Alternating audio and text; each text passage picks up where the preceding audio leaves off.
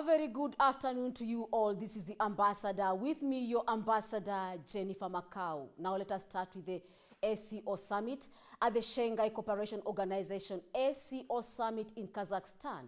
Russia President Vladimir Putin and the Chinese leader Xi Jinping met to strengthen their strategic partnership and counter Western, particularly the United States, influence in the region. Putin highlighted the significant improvement in trade and tourism between Russia and China, describing their relations as the best period in history, underlining that their partnership aimed to promote a more balanced global order rather than forming blocs against a specific nation. Our next report has a full story. President Vladimir Putin and Chinese leader Xi Jinping met at the Shanghai Cooperation Organization SCO Summit in Kazakhstan to further their strategic partnership. They emphasized their commitment to promoting a multipolar world order and countering Western, particularly U.S. influence in the region. During the meeting, Putin highlighted the significant improvement in trade and tourism between Russia and China, describing their relations as the best period in their history. Xi Jinping referred to Putin as an old friend and urged regional leaders to consolidate their unity against the real challenge of interference and division. He stressed that their partnership is not aimed at forming blocs against any specific nation, but rather seeks to promote a more balanced global order. The SCO Summit brought together leaders from various countries, including India, Iran, and Pakistan, as well as UN Secretary General Antonio Guterres, who called for reaffirming commitment to multilateralism and addressing global challenges. The meeting was seen as an opportunity for Putin to address Russia's stance amid Western sanctions following the Ukraine conflict, and the presence of other observer states highlighted the SCO's growing influence and potential to challenge the US-led global order. It's important that they reflect how countries will contribute to the global transitions essential to keeping 1.5 degrees within reach. Between Putin and Xi Jinping at the SCO Summit underscores the strengthening of the Russia-China alliance as they work to counter Western, particularly U.S. influence, and promote a more balanced global order, highlighting the growing importance of the SCO as a platform for dialogue among non-Western nations in addressing regional and global issues. Southeast Asian nations like Thailand and Malaysia are latest to express interest in joining the expanding BRICS bloc, which now accounts for 45% of the world's population and 28% of the global GDP. By aligning with the bloc, Thailand and Malaysia aims to strengthen ties with China, their top trading partner, while hedging their bets in the intensifying geopolitical rivalry between the West and the East. Experts believe that BRICS offers nations greater trade and investment opportunities, as well as chance to boost their economics in the global influence. Here is a report.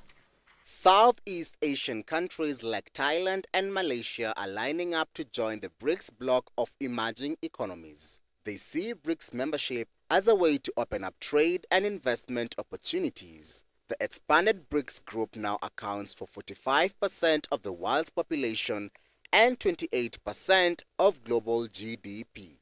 Experts believe BRICS will boost the economies of new members like Malaysia and Thailand, especially their ties with China, the top trading partner for both countries. However, Thailand insists it is not choosing sides and can act as a bridge between BRICS and the West.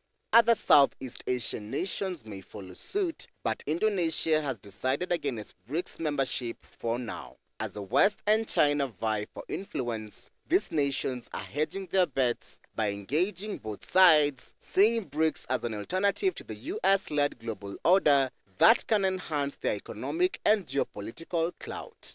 Southeast Asia's interest in joining BRICS reflects a broader trend of emerging economies seeking alternatives to the Western-dominated global system. By aligning with BRICS, these nations aim to diversify their economic and diplomatic partnerships, giving them more leverage on the world stage. The expansion of BRICS could reshape the geopolitical landscape, presenting both opportunities and challenges for the region and the world. And now let us narrow up our focus and look at one SEO member in particular. We are talking of Russia.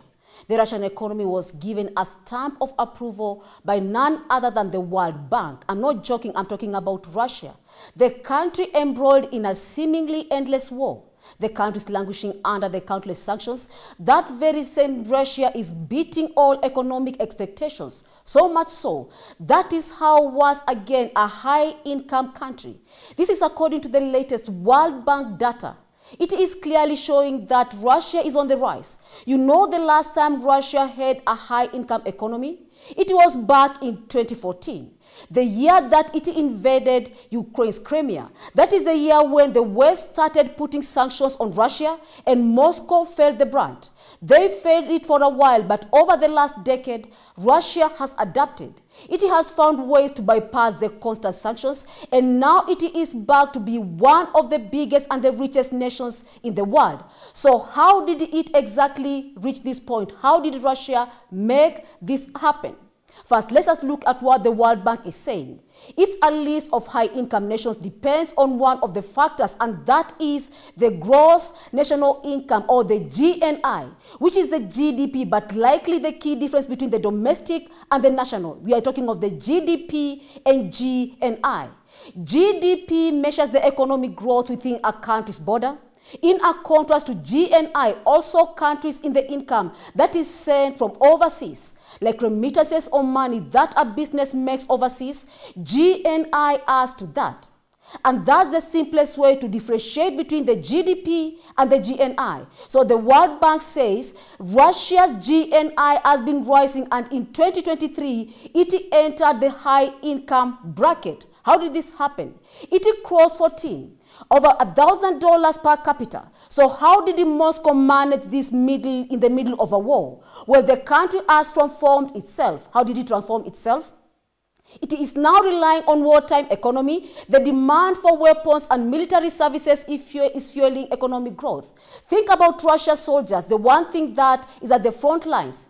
Many are new in the recruits mobilized by the war. They are being paid more than Russia's oil industry workers. So many workers from Russian poorer regions have signed up to the fight, which means money has flowed to all corners of the country. Now you may wonder, where is all this money to Russia coming from? How is Russia generating the revenue to pay its soldiers? It is supposed to be under the crippling sanction after it was sanctioned by the Western nations. Well, Russia is under sanction for truth, thousands of them, but it is far from being crippled. The sanctions have hit Russia's trade, its exports, but just to the West. The US, the UK, and the EU are the ones imposing the sanctions, along with friends like Canada, Australia, and Japan. Many of these countries were once export markets for Russia, so Moscow had to adapt to a move away from these Western nations. It has created alternative trade opportunities, which old allies like China, North Korea, and Iran, also with the neutral countries like India and the Gulf states, also the African nations, they have formed bilateral ties. And this is rerouting of the trade has helped Russia. Last year, the trade rebounded by almost 7%, and that was a major reason for Russia. Income rank upgraded. Overall, their GNI per capita grew by more than 111% of the year. If you look at the basic GDP, it grew by 3.6%. That was last year. GDP grew by 3.6%, and that was more than the country that had imposed on the sanctions on Moscow. The US, for instance, grew by 2.5%, the UK by amazingly 0.1%. Even Australia grew by 3%, but Russia had 3.6%. So clearly, whatever Moscow is doing has been working for them. But there's one thing to note here. Every country that has been sanctioned, Russia was already in the high-income group. It was in the rich nations trying to keep the Russia down, so Putin turned to the rest of the world, to the global south, and this is why Russia is defying all expectations.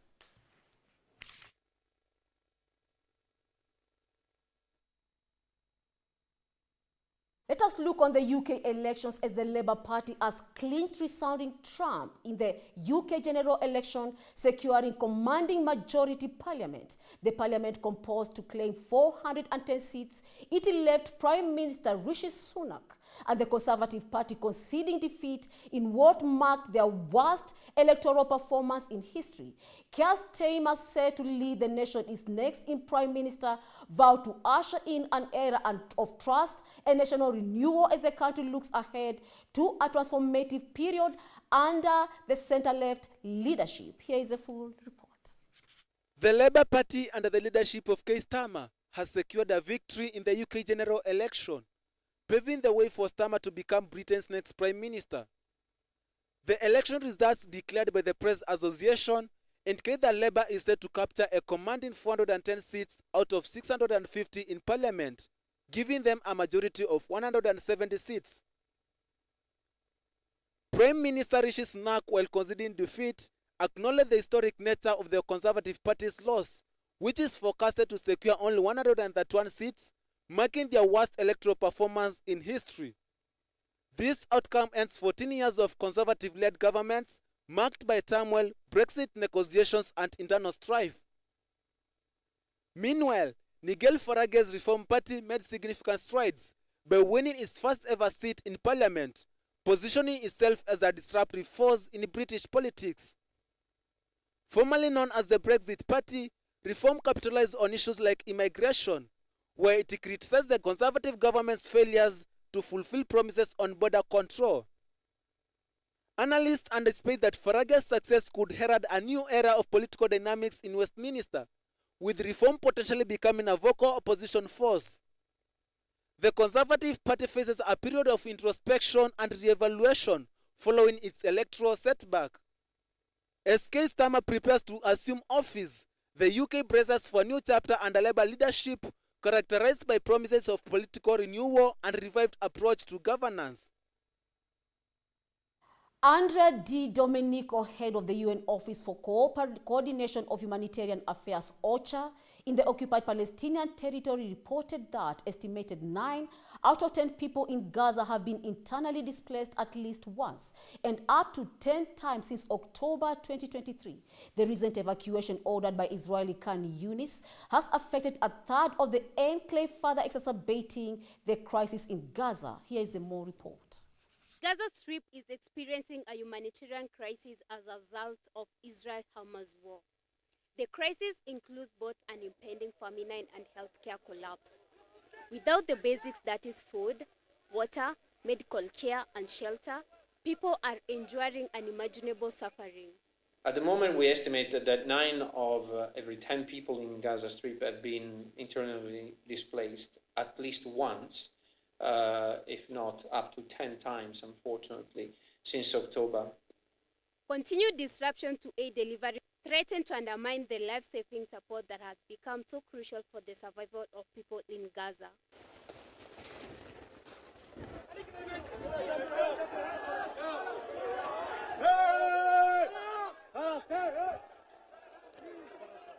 The United Nations has been working in the Middle East region around the clock to de-escalate the Israel-Palestinian crisis by engaging key actors and providing emergency assistance to the civilians on the ground. Fighting between the Israel military and Hamas in Rafah also made it dangerous and difficult for aid to reach their warehouses there or collect aid that entered Gaza at the southern crossing with Israel. During this year, Palestinian authorities in West Bank and the Gaza Strip repressed the rights to freedom of expression, association, and assembly.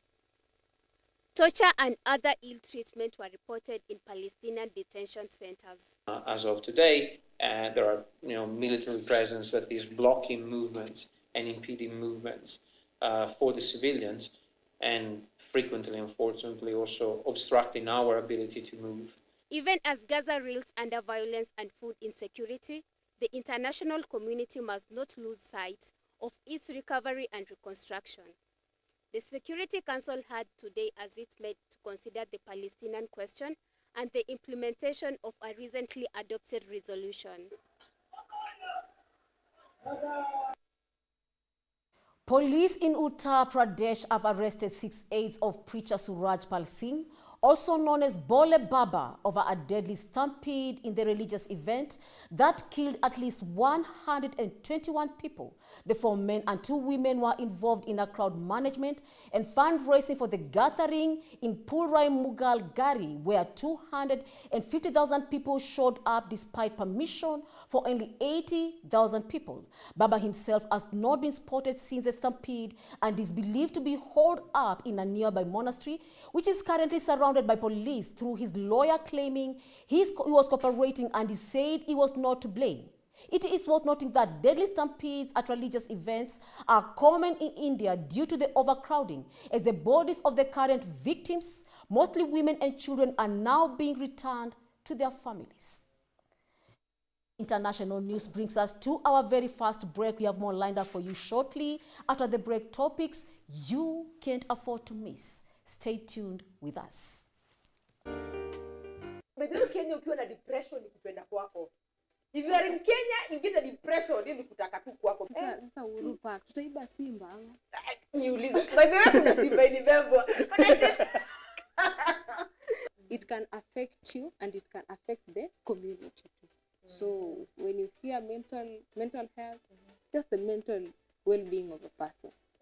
Yeah. I think we should also think at some point, because we are protesting for a betterment of something else, lakini pia lazima tuangalie tusirudishe shilingi ya Kenya chini, because tukianza kufanya tena our country irudi chini kifedha, ki business wise, it's going to affect us again. Okay, very much. Health is not only the absence of disease, but also emotional well-being, social well-being, and physical well-being. They were jobless even before they became the president. president. Hey, man. But bora tungoje Tuesday, Thursday.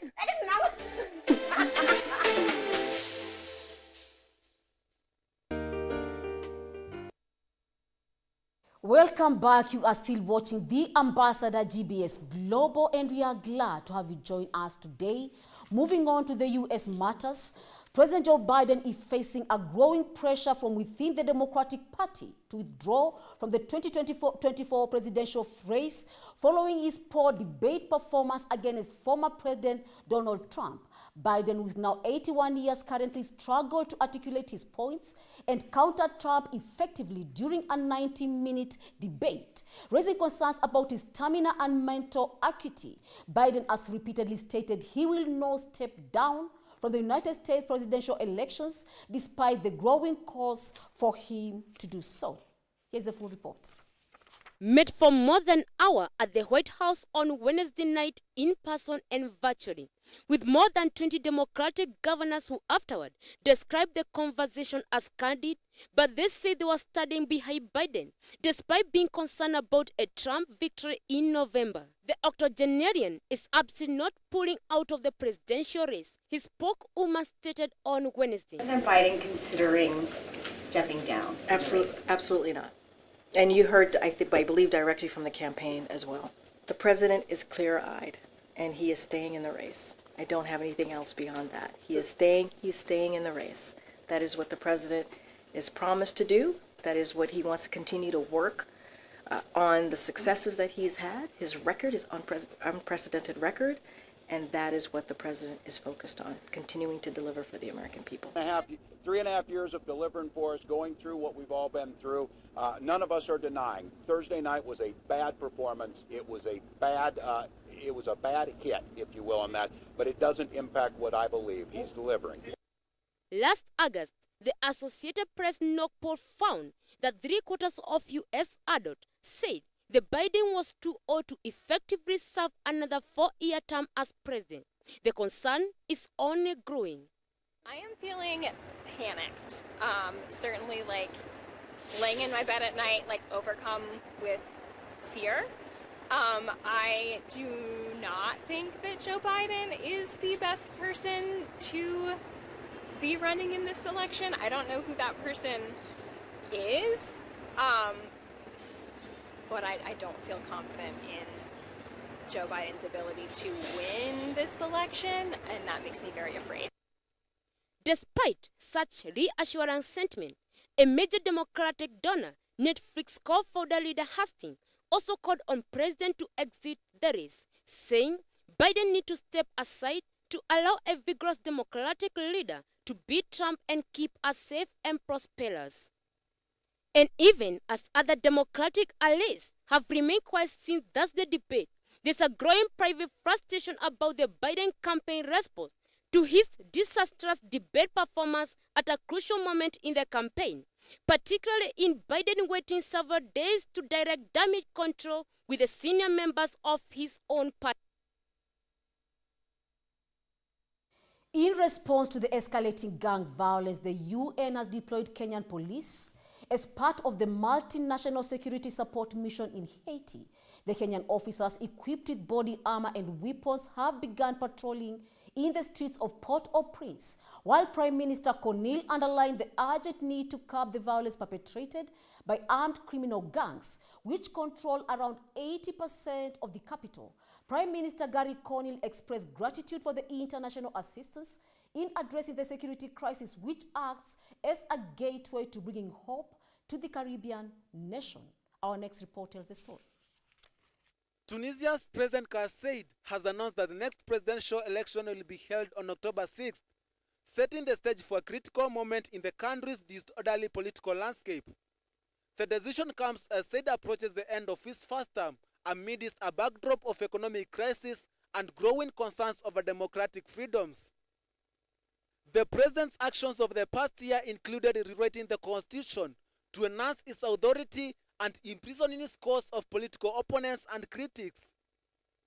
Among them is Rachid Ghannouchi, leader of the largest opposition party, Ennahda, who has been sentenced to multiple years in prison on charges including terrorism support and incitement. In response to the upcoming election announcement, Tunisia's main opposition coalition, the National Salvation Front, which includes Ennahda, has voiced strong reservations. Their concerns echo those of international observers who fear the fairness of the upcoming election under current conditions. As Tunisia prepares for what could be a key moment in its political future, the October election will likely serve as a critical test of public sentiment towards its leadership and the trajectory of the country's democracy. Observers both domestically and internationally will closely monitor developments in the lead-up to the election within ongoing political tensions and concerns over democratic integrity.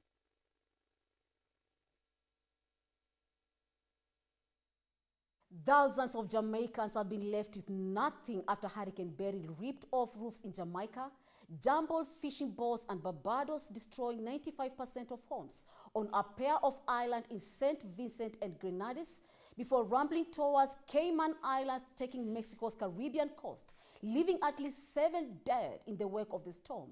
The storm has now strengthened to a Category 3 hurricane and is headed towards Mexico's Yucatan Peninsula. Authorities in Mexico have taken the precaution measures, including evacuation, ahead of Beryl's expected landfall through the hurricane that is expected to be left a trail of destruction across the Caribbean, with a significant damage reported on several islands. Here's a report. International news brings us to the end of our ambassador. GBS Global, it's been a pleasure having you on board, joining us to the end. Here at the Ambassador, we continue to bring you the latest updates and the global developments as you keep it locked with us. Have been your Ambassador, Jennifer Macau, and I'm looking forward to seeing you at the Ambassador on Monday, same time, same place at 1 p.m. I wish you all the most beautiful afternoon and a wonderful weekend ahead. Stay safe.